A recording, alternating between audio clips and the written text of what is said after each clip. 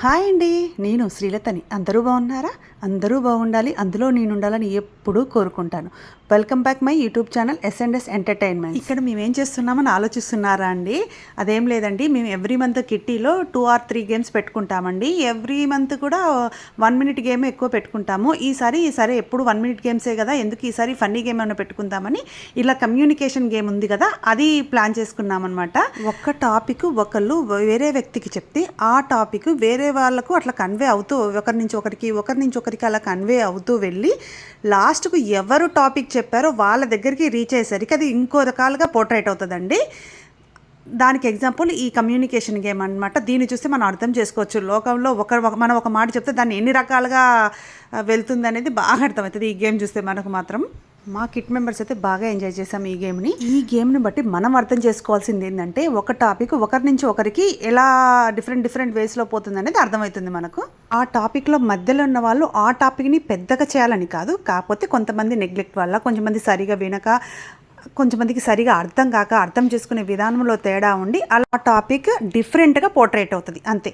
అది ఎవరు కావాలని చెయ్యరు. ఈ గేమ్ నుండి నేను అర్థం చేసుకుంది అయితే అదే. మీరు కనుక నా ఛానల్ని ఫస్ట్ టైం చూస్తున్నట్లయితే ప్లీజ్ సబ్స్క్రైబ్ చేసుకుని లైక్ చేసి కామెంట్ చేయండి. మీరు మీ ఫ్రెండ్స్తో ఇలా ఫన్నీ గేమ్స్ ఏమన్నా ఆడుకుంటే కామెంట్ చేయండి.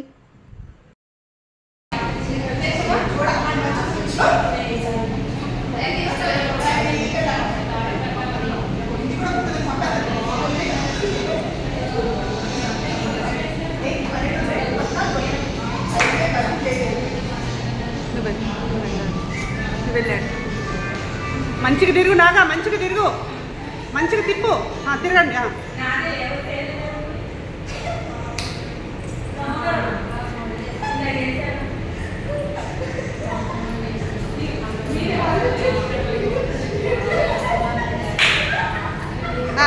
సుష్మా తిరుగు.